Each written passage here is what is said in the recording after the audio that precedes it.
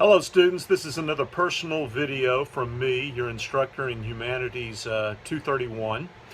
I'm Dr. Barry Graham, and you've noticed my voice on a lot of the lectures that have been uploaded to the Schoology site. Right now I believe we have 3 lectures, lecture 1, 2, and 3, that have been uploaded. That's 3 out of 7 in the first topic on the laws of logic. The others will be forthcoming very, very soon.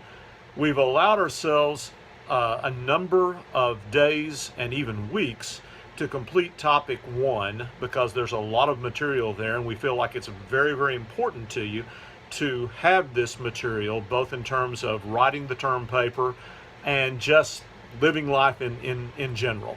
And so as you hopefully enjoy those lectures and benefit from those are there for you. They will remain there for you throughout the duration of this topic. Now you will notice that there will be a test or quiz, as there is over all of the material that will be forthcoming. That date should already appear on your calendar. We've uploaded a very comprehensive calendar to the site that lets you know pretty much what's happening throughout the course of the entire semester. However, that's subject to change, and so you want to be aware of those changes. And that underscores the importance of what I'm getting ready to share with you. Some of you, but not very many, are logging the necessary hours on the site, but many are not. Remember, we have a minimum of 3 hours per week that you're to be on the Schoology site.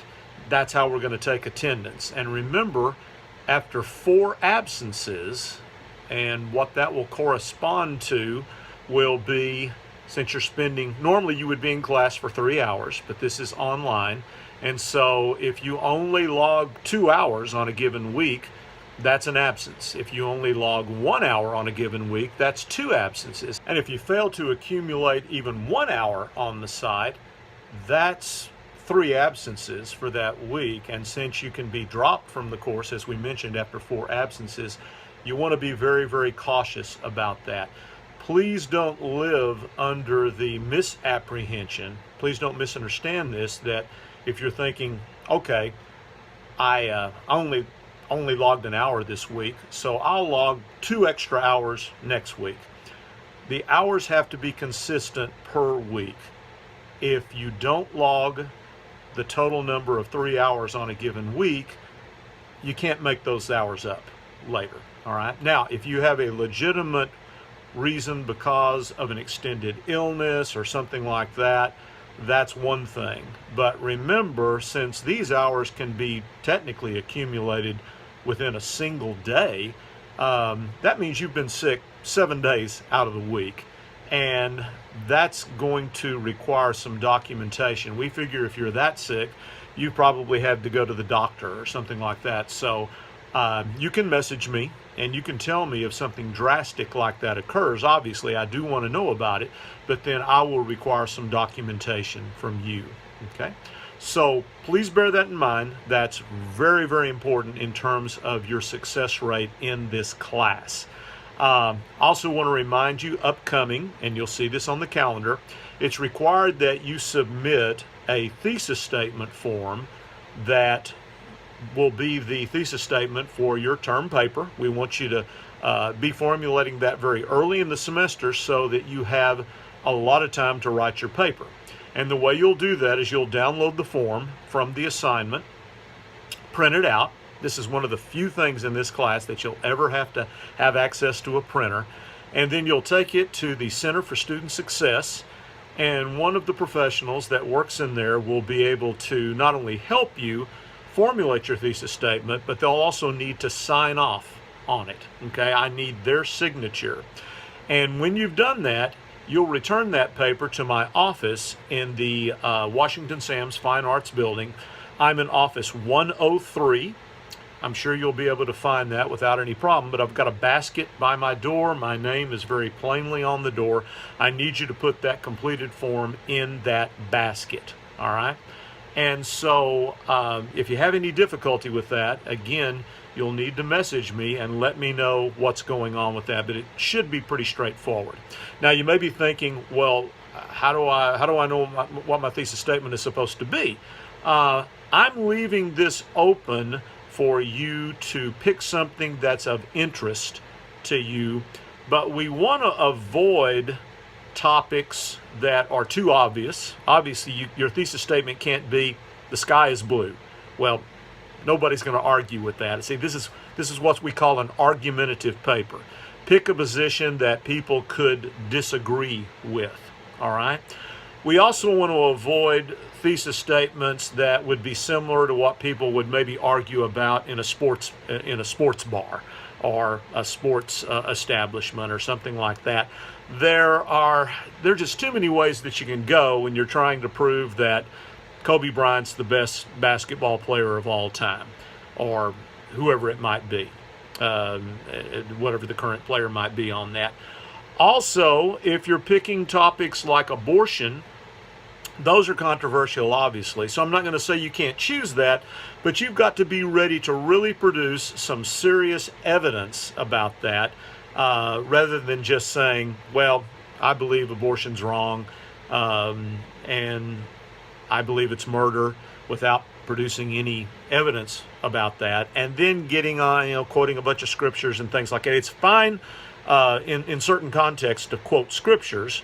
As Christians, if you're a Christian like me, and you may or may not be, obviously Scripture carries a lot of weight with you.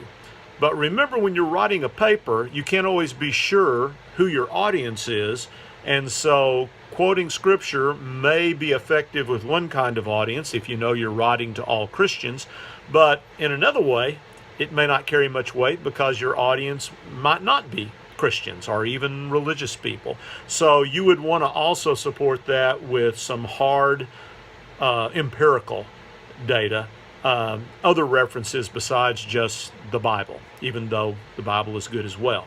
All right? So bear in mind when you're picking these topics to use some good judgment, some good common sense on that. That's why the Center for Student Success will be a great resource for you, because they'll be able to sign off on that. Plus, once I see the thesis form, if I see any issue with it, I'll be able to get back to you quickly. All right? Make sure it's a topic that you feel like you can gather some evidence supporting your strong belief in that area. If the evidence is not out there, I know I've had a number of students over the years, they come back to me and say, well, Dr. Graham, can I change my thesis statement? I tried to gather some material and I just can't find anything. Well, do some of that legwork before you pick the topic. In other words, research that before you choose the topic, Google it, whatever you need to do, and get an idea of what's out there. And so if you picked a topic that once you research it, you figure there's really not a lot out there, then don't pick that topic. Pick something different that you feel like you have adequate access to some evidence you can gather. So once again, pick something that's not obvious. Pick something that you know that there's some material out there to support your position. And then finally, make sure it's not of such a generic, I'm going to use the term anecdotal, where people just have opinions on it. I mean, can you really prove that Kobe Bryant was the greatest basketball player of all time?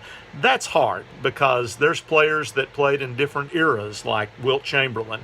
And he's the only player in NBA history that scored 100 points in a single basketball game. So somebody could say, well, Kobe Bryant never scored 100 points.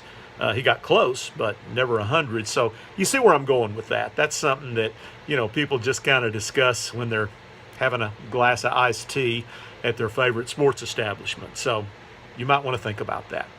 All right, I'll be posting some more videos soon, and also be aware of the lectures with the narration.